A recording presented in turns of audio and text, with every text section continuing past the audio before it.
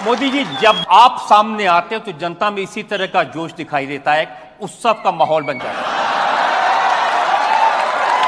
Creativity का उदाहरण देखिए, लिखा है बेईमानों के लिए मोदी जहर है, गद्दारों के लिए मोदी कहर है और देश में मोदी की लहर है।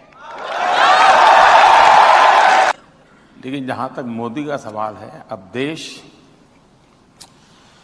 न आंख झुका के बात करेगा, न देश आंख उठा करके बात करेगा, लेकिन ये देश आंख मिलाकर बात करेगा। और रशिया से इन दिनों पेट्रोलियम वगैरह लेता हूं, क्योंकि मुझे तो मेरे देश के लोगों को, दुनिया में जो पेट्रोल की महंगाई आई है मेरे देश के लोगों पर न पड़े, तो मुझे जहां से सस्ता मिलेगा मैं लूंगा, क्योंकि मैं तो मेरे देश के लिए जी रहा हूं। कोई मेरी तारीफ करे के लिए मैं थोड़ा पैदा हुआ। लोगों ने मुझे कहा साहब ये अमेरिका नाराज हो जाएगा, तो अरे मैंने कहा किसी को खुश करना है तो मुझे 140 करोड़ लोगों को खुश करना है, मुझे और किसी को खुश नहीं करना। और हमने ऐसा कहना तो नहीं चाहिए था, लेकिन क्योंकि मजबूरी है, अब इंडियन प्राइम मिनिस्टर को हम मतलब फॉलो तो नहीं करते हैं, ठीक है, हमारा तो वो दुश्मन है। अच्छा। लेकिन उसके बावजूद अगर कंपैरिजन करें बिटवीन शहबाज शरीफ और नरेंद्र मोदी के, तो शेर और बकरी वाला फिनोमेना ही है। अपने कंट्री आलिया, प्रेसिडेंट ट्रंप ने पूरी दुनिया पर टैरिफ्स अनाउंस किए और पूरी दुनिया चिल्ला उठी कि ये क्या कर दिया, ये क्या हो गया, और अब तो उन्होंने कार्स पर टैरिफ्स अनाउंस कर दिए हैं। नमस्कार दोस्तों, कैसे आप सब? उम्मीद करते हैं आप सब बहुत अच्छे होंगे। दोस्तों आज का वीडियो काफ़ी शानदार होने वाला है, क्योंकि आज के वीडियो में हम बात करने वाले हैं भारत के लीडर नरेंद्र मोदी जी के बारे में। दोस्तों नरेंद्र मोदी जी जब भी किसी कंट्री में जाते हैं तो वो पहले अपने 140 करोड़ लोगों की तरफ देखते हैं और उनको खुश ज़्यादा करना पसंद करते हैं। दोस्तों जैसा कि आप लोग जानते होंगे कि हर एक कंट्री भारत के खिलाफ थी, तब भारत ने सऊदी से तेल खरीदा था। क्यों खरीदा था? क्योंकि उनको 140 करोड़ जनता की भविष्य की फिक्र थी। और दोस्तों जैसा ही आप जानते होंगे कि नरेंद्र मोदी जब से भारत के लीडर बने हैं, भारत आत्मनिर्भर देश बन चुका है। तो दोस्तों आप लोगों की क्या राय है इस वीडियो के प्रति, ये कमेंट बॉक्स में बताना। पूरा वीडियो देखना बिना स्किप किए। लेकिन एक कंट्री ऐसा है जो बहुत आराम और सुकून के साथ बैठा हुआ है, एक कंट्री ऐसा है जिसको कोई फिक्र नहीं है अमेरिका के टैरिफ्स की, और वो कंट्री है इंडिया। तालीम और पैसा और वोट, इनके अलावा दुनिया में इज्जत कोई नहीं किसी वेस्टर्न कंट्री के अंदर, और वो हमारे पास मौजूद नहीं है। मैं बता रहा हूँ, अगर हमारे पास डोनाल्ड ट्रंप साहब की ईमेल होगी तो वो भी गलत होगी, हमारी ईमेलें नहीं पढ़ी जाएंगी, मैं बता रहा हूँ। लेकिन एट द सेम टाइम राष्ट्रपति पुतिन के साथ चेयर पर बैठ करके टीवी के सामने मैं कह सकता हूं कि ये युद्ध का समय नहीं है जो हमारे पास है। मुझे तो इस चीज़ की समझ नहीं आ रही कि अगर नरेंद्र मोदी साहब ने ये बात की है तो पाकिस्तानी वज़ीर आज़म साहब, आपको कौन सी चीज़ रोकती है कि आप ना बोलें? वक्त में ज़रा सोचिए, जब मुल्क में सैलाब की तबाहकारियाँ जारी हैं और इतने बड़े वफ्द के साथ गैर मुल्की दौरों की कोई मंतक समझ नहीं आती, और इस दौरे पर शाहाना ठाठ बाट के लिए करोड़ों रुपए फूंके जा रहे हैं। एक तरफ सैलाब मुतासरीन एक वक्त की रोटी के लिए तरस रहे हैं, और दूसरी तरफ हमारे वजीर आजम साहब शहबाज शरीफ साहब अपने वुज़रा के साथ गैर मुल्की दौरों में मसरूफ हैं। कितनी बेहिस्सी है ना ये, फिर बातें करते हैं बड़ी बड़ी।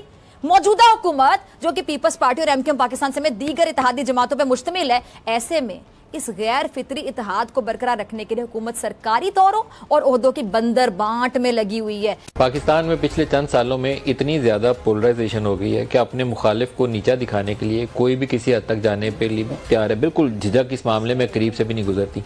आम तो जो प्राइम मिनिस्टर मोदी और उनकी पार्टी और सारे का सारा भारतीय मीडिया जिसको चला रहा है, क्वेश्चन यह है कि इसका पाकिस्तान की तरफ से कोई रिस्पॉन्स नहीं है। And nobody wants to talk on this, nobody wants to respond on this. हम अपनी एक दुनिया में रहते हैं, एक बबल में रहते हैं, उसमें हम बातें करते रहते हैं, हम बोलते रहते हैं, हम डिस्कस करते रहते हैं। हम अपना एक सच है हमारे पास, हमारी एक अपनी सिचुएशन है। नरेंद्र मोदी की एक अपनी पर्सनैलिटी है, वो अपनी आवाम के लिए कुछ कर रहे हैं, काम करे, आवाम उनको नहीं पसंद करे, उनके काम को पसंद करे। जैसे कि मिस्टर इमरान तो ऑलवेज शुरू से एक पॉपुलर है, चाहे वो क्रिकेट में है, चाहे वो किसी भी चीज़ में, वो एक मशहूर तरीन इंसान है, उसकी बहुत ज़्यादा इज्जत है दुनिया में। तो नरेंद्र मोदी का तो कोई इस तरह का नहीं है कि वो कोई इतने बड़े बैकग्राउंड से नहीं आए। बेचैन है कि मियाँ साहब पाकिस्तान आ जाएं। ठीक कहते हैं ख्वाजा साहब, वाकई नवाज शरीफ साहब असासा हैं, असासा भी हैं और खजाना भी है, मुल्क का खजाना जो नवाज शरीफ साहब चोरी करके बैठे हुए हैं, वो मुल्क आएंगे तो शायद वो खजाना भी आ सके। और वैसे बड़े मियाँ साहब के आने का अभी भी कोई इरादा लगता नहीं है। क्यों? क्योंकि छोटे मियाँ साहब की हालत देखकर वो ये भांप चुके हैं कि इस वक्त वतन वापसी सियासी खुदकुशी होगी। आवाम के रद्द-ए-अमल का खौफ है जो नवाज शरीफ को वतन वापसी से रोक रहा है, और दूसरी तरफ छोटे मियाँ भी मुल्क में टिक कर बैठने को तैयार ही नहीं है। आप जरूरी है एडा लिफ के तो हाँ गल करनी है उन्होंने नाल, मतलब how come we can even decide this कि हमने इस अंदाज से उनसे बात करनी है, हमने इस अंदाज से उनसे बात करनी है कि वो उनको वो जैसे हमसे मर्जी बिहेव करें। मिसाल के तौर पे डॉक्टर जयशंकर साहब आए पाकिस्तान के वज़ीर-ए-आज़म साहब ने उनको बहुत अच्छा वेलकम किया, for mister respect the airport पे। और आपको पता है मैंने तो कहा था 10 सालों में एक ही ट्वीट है जो डॉक्टर जयशंकर ने या भारत की तरफ से आई है, वरना उतों हमेशा ततीवाई आती है। अब अगर एक ट्वीट आई है जो कुछ हुआ उसके बाद now they are back on the track, and that track is Pakistan में हमने नहीं भेजना क्रिकेट टीम को, पाकिस्तान को डिप्लोमेटिकली आइसोलेट करना है, वो they are committed on that.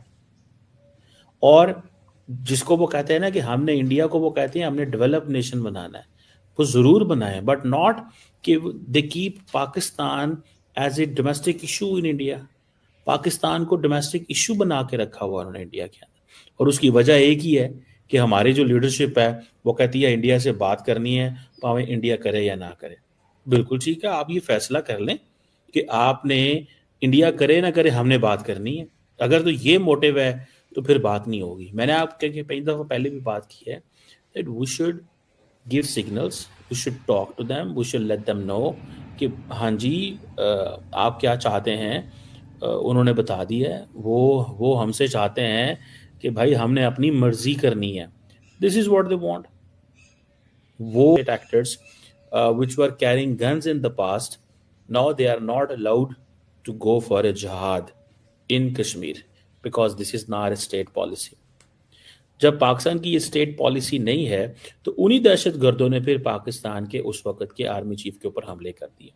So there were some groups who were targeting Musharraf को कई दफ़ा मल्टीपल दफ़ा टारगेट किया गया है, और ये इसी वजह से किया गया है बिकॉज मुशर्रफ जो है वो उसको इस चीज़ का अंदाज़ा था कि मेरे लिए, और इंडियन सुना इंटेलिजेंस ने ये खबर के एक दफ़ा मुशर्रफ तक दी थी कि आपके ये रिएक्शन वीडियो कैसा लगा? अगर अच्छा लगा तो प्लीज़ सब्सक्राइब कीजिए, शेयर कीजिए, बेल आइकन ऑन कीजिए ताकि आपको आने वाली हर एक लेटेस्ट न्यूज़ आसान से मिल जाए। अगर आप मेरे चैनल पर फर्स्ट बार आए और अभी तक सब्सक्राइब नहीं किया है तो प्लीज़ सब्सक्राइब कीजिए और शेयर कीजिए। शेयर इसलिए कीजिए ताकि हमारे और भी भाई बहन नरेंद्र मोदी जी की इस सोच के बारे में जानकारी हासिल ले। जैसा कि आप लोग जानते होंगे कि नरेंद्र मोदी जी कहीं पर भी किसी भी बड़ी से बड़ी कंट्री में घूमने चले जाए, लेकिन उनके दिमाग में 140 करोड़ जनता फिर लेती है और वो यही सोचते हैं कि मैं 140 करोड़ जनता को कैसे खुश करूं। और दोस्तों हमेशा अपनी जनता को खुश करते हैं।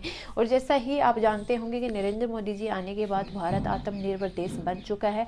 नए नए DRDO भी नए तकनीक और नए खुलासे खोलता है हमारे सामने। और जैसा कि आप लोग जानते होंगे कि अमेरिका भी अब कुछ नहीं है भारत के सामने। तो दोस्तों आप लोगों की क्या राय है इंडिया के बारे में कमेंट बॉक्स में बताना, और उम्मीद करती हूँ पसंद आएगा, और अपनी राय कमेंट बॉक्स में ज़रूर बताना। मिलते हैं नेक्स्ट वीडियो में।